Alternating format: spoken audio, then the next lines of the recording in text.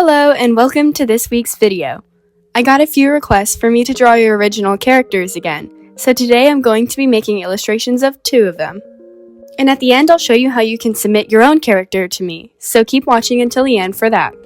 I know the last time I drew 3, but this time around I decided to only draw 2 characters so I could put my full effort into each one. And before I introduce the first OC I drew, I want to say that I looked at each and every character that was submitted to me, and I love all of them. And now let's get into the video.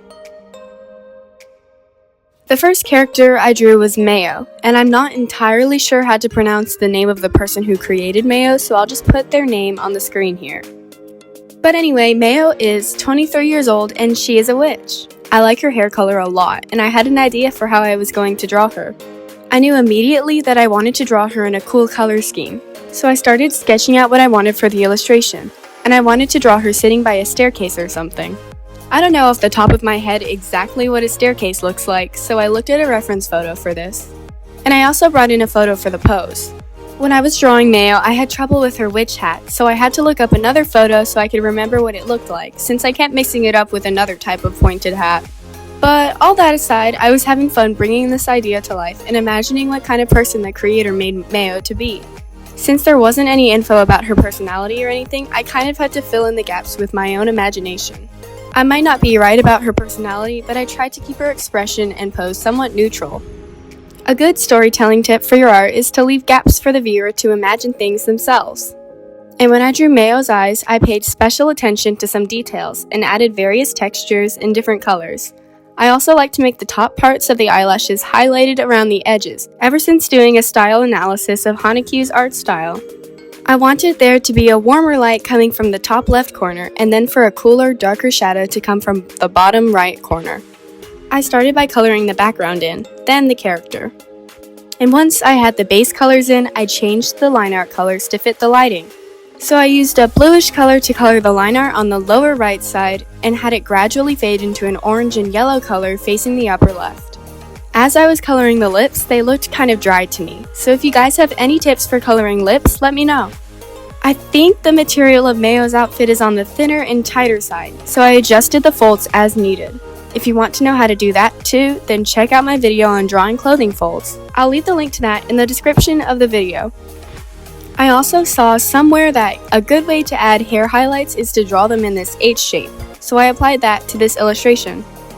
After I added some basic shading to kind of map out the shaded areas and the light areas, I used my go-to method for quick lighting, which is to make a layer clip to the character and set it to multiply.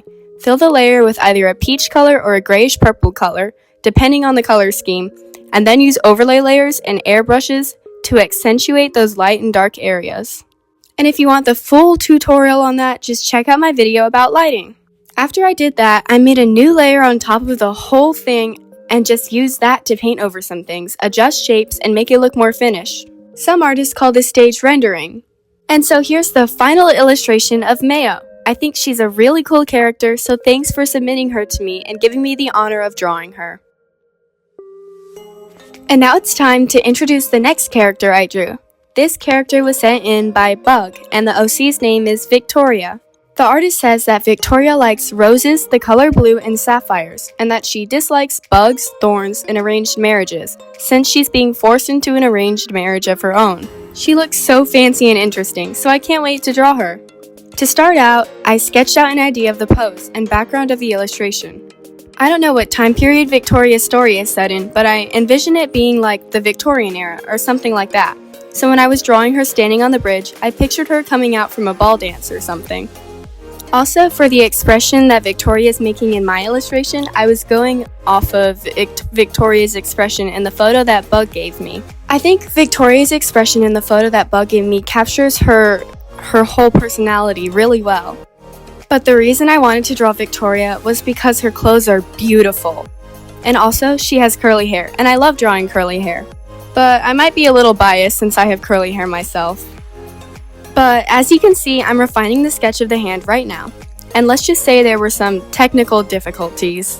It looks not like a hand, and for some reason I couldn't seem to draw one little thumb. It looks really bad, but that's okay because I'm going to blur it later. Anyway, next we're filling in the colors and changing the line art color to fit the lighting scenario like I did for the last illustration. So for this artwork, I wanted the lighting to be warmer than the previous artwork and then a little bit on the cooler side on the parts facing the ocean and the moon. I think I more or less accomplished this well, but I wish I had made the blue a little more on the purple side. I also realized that her gloves looked almost the same color as her skin, but at this point I was so far in that I just didn't feel like changing it. I was just in a lazy mood because it was getting late in the afternoon and I was really sleepy. And at this point I decided to take a little break so I could come back to this illustration with new eyes and so I could see the things I needed to fix better. So I took a break and then revisited the artwork. And I noticed her head was a little big, so I fixed that really quickly before getting back into the usual routine. For the lighting, I did the same thing that I did for the previous illustration. And then after it, a lot of it is just applying layers of multiply and add glow until I'm happy with the result. And here's my interpretation of Victoria. Thank you for letting me draw her. And here are both of the illustrations I made this week side by side. I had so much fun drawing these characters and envisioning the world they live in. And finally, here's how you can submit your own characters to me.